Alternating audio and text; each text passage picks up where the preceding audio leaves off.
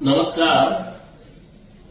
जत विधानसभा मतदारसंघातील मायबाप मतदारांनी विधानसभेचा सदस्य म्हणून मला निवडून दिल्याच्या नंतर काही बाबतीमध्ये माझी जबाबदारी वाढलेली आहे. लोकांच्याकडून मोठ्या प्रमाणामध्ये अपेक्षा आहेत. मी विधानसभेचा सदस्य होण्यापूर्वी जेव्हा मी विधान परिषदेचा सदस्य होतो तेव्हा संक अप्पर तहसीलदार जे आहे यातून काही गावं उंदी अप्पर तहसीलदार यांच्याकडे वर्ग करून नव्याने उंदी अप्पर तहसीलदार कार्यालयाला मंजुरी मिळावी यासाठी मी मागणी तत्कालीन सरकारकडे केली होती.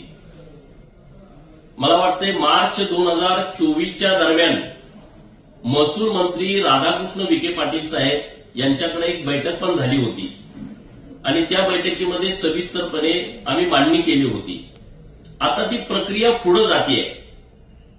संघ आणि उंदी मध्ये पूर्वीपासून काही बाबतीमध्ये विवाद आहेत आणि त्यामुळं उंदी परिसरातील लोकांची मागणी आहे की उंदीला नवीन अप्पर तहसीलदार व्हावं आणि त्यानुसार नव्यानं प्रस्तावित जे उंदीला अप्पर तहसीलदार कार्यालय केलेलं आहे त्यामध्ये 22 गावांचा समावेश आहे.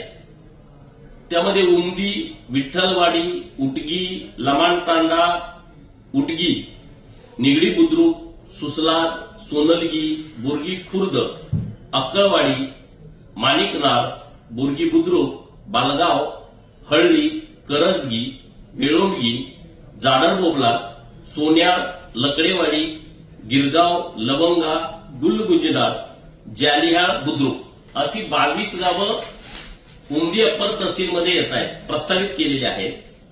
उंदी अप्पर तहसील कार्यालय निर्माण झाल्याच्या नंतर अप्पर तहसील कार्यालय संक यामध्ये राहणारी गावं 29 आहेत.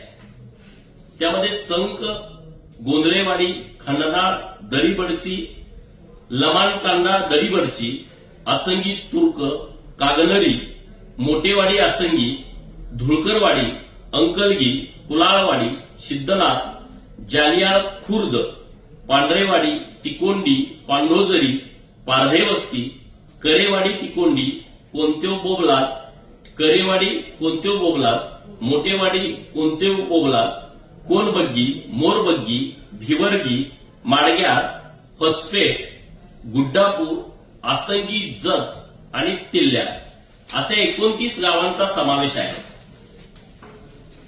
माझा स्वभाव कोणावरती अन्याय करण्याचा नाही.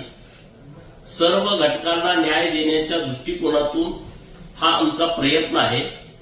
लोकांनी कोणत्याही अफवांवरती विश्वास ठेवू नये. आम्ही जे करेल ते योग्यच करेल.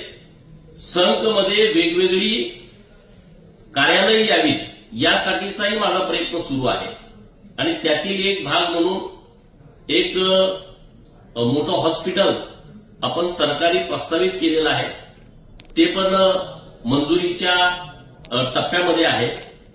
रेशीम प्रशिक्षण उद्योग केंद्र हे संकला व्हावं यासाठी वस्त्रोद्योग मंत्री महोदयांच्याकडे मी एक मागणी केलेली आहे आणि त्याच्याबद्दल सरकार सकारात्मक आहे.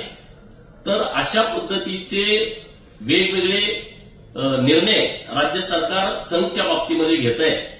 तर सर्व विभागातील जनतेला याविषयीची सविस्तर माहिती असावी यासाठी आपल्याशी आज आम्ही बोलतोय.